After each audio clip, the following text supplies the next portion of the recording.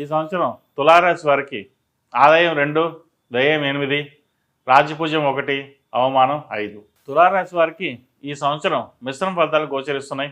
అనుకున్న పనులు నిదానంగా పూర్తవుతాయి.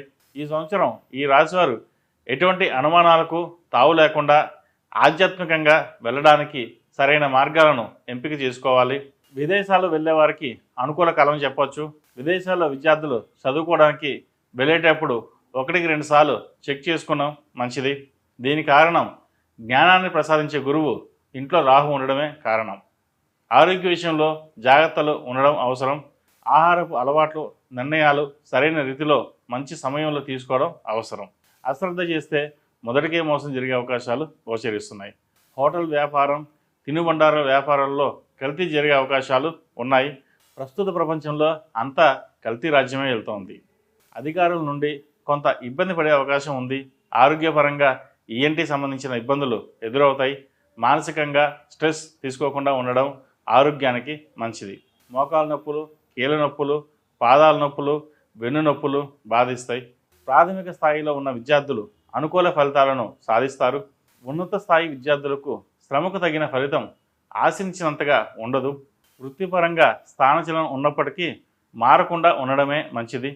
ఎంతో కాలంగా చేస్తున్న వృత్తిలో కానీ వ్యాపారంలో కానీ పనివేళలో మార్పులు కనిపిస్తాయి. మీ యొక్క పనివేళలో మార్పుల కారణంగా కుటుంబ సభ్యులకు, స్నేహితులకు, బంధువర్గానికి కొంత దూరంగా ఏకాంతంగా గడుపుతామన్న భావన కలుగుతుంది. మే మాసం వరకు ఆర్థిక పరంగా కొంతవరకు సానుకూల ఫలితాలు గోచరిస్తున్నాయి. రుణ సంబంధమైన విషయాలలో రుణాలు చేయకుండా ఉండడం మంచిది. అప్పుల జోలికి వెళ్తే వేసుకోవడానికి జోలు కూడా లేకుండా పోయేలా ఉంటుంది. ద్వాదశ రాశుల కన్నా ఈ రాశి వారికి ఆధ్యాత్మికంగా అభివృద్ధి చెందడానికి సరైన సమయం అని చెప్పవచ్చు. మంత్రసిద్ధి లభించడానికి సాధనకు సరైన కాలం. అన్నదానాలు, సేవా కార్యక్రమాల్లో విరివిరిగా పనిచేస్తున్న వారికి అనుకూల కాలం అని చెప్పవచ్చు. ఏదైనా ఒక బుధవారం నాడు గోశాలలో బియ్యం, గడ్డి దానంగా ఇవ్వడం మంచిది. కెమెరాల ముందు వెనక పనిచేస్తున్న వారికి సరైన కాలం అని చెప్పుకోవచ్చు. మంచి ప్రాజెక్టులు లభించి ఉన్నత స్థితికి వెళ్ళే విధంగా గ్రహగతులు గోచరిస్తున్నాయి.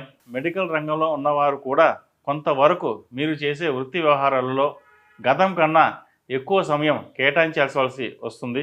హార్డ్ వర్క్, హార్డ్ అవర్స్ పనిచేసే సందర్భాలు రావచ్చు. అన్నింటికీ సిద్ధపడి ఉండాలి. దీనికి కారణం రాహు 6వ స్థానంలో ఉండడమే కారణం. మనవాలే కదా అని నమ్మి కొంతమందికి పనులు అప్పగించడం వలన చేదు అనుభవాలు ఎదురవుతాయి. మానవ సంబంధాలు ఎక్కడా అపేక్షలు, ఆప్యాయతలు కనిపించవు. అన్నీ ఆర్థికపరమైన సంబంధాలే, అన్నీ వాణిజ్య సంబంధాలే అన్న భావన ఏర్పడుతుంది. ప్రస్తుత పరిస్థితుల్లో అది కూడా నిజమే. పబ్లిక్ సర్వీస్లో ఉన్న వారికి, అలంకరణ సామాగ్రి, బ్యూటీ పార్లర్ నడిపే వారికి, సినీ పరిశ్రమ, విలేకరులకు మిశ్రమ ఫలితాలు గోచరిస్తున్నాయి.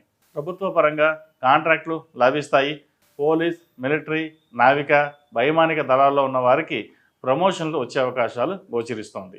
వ్యవసాయ రంగంలో ఎరువులు, వ్యవసాయ పనిముట్లు వ్యాపారస్తులకు మంచి లాభదాయకంగా ఉంటుంది. విద్యా సంబంధమైన వ్యవహారాలు, సాంకేతిక విద్య సంబంధించిన అంశాలు, ఉన్నత విద్యాభ్యాసము, ప్రతిష్టాత్మకమైన సంస్థలలో సీటు సంపాదించడం, ఐఐటి, ఎంబీఏ, ఎంబీబీఎస్ మొదలైనవి లాభిస్తాయి. ఈ రాశిలో జన్మించిన స్త్రీ పురుషులకి ప్రేమ పెళ్లికి సంబంధించిన వ్యవహారాలు వివాదాస్పదం అవుతాయి. అభిప్రాయ భేదాలు తలెత్తి కొన్ని ఇబ్బందులు ఎదుర్కోవాల్సి వస్తుంది.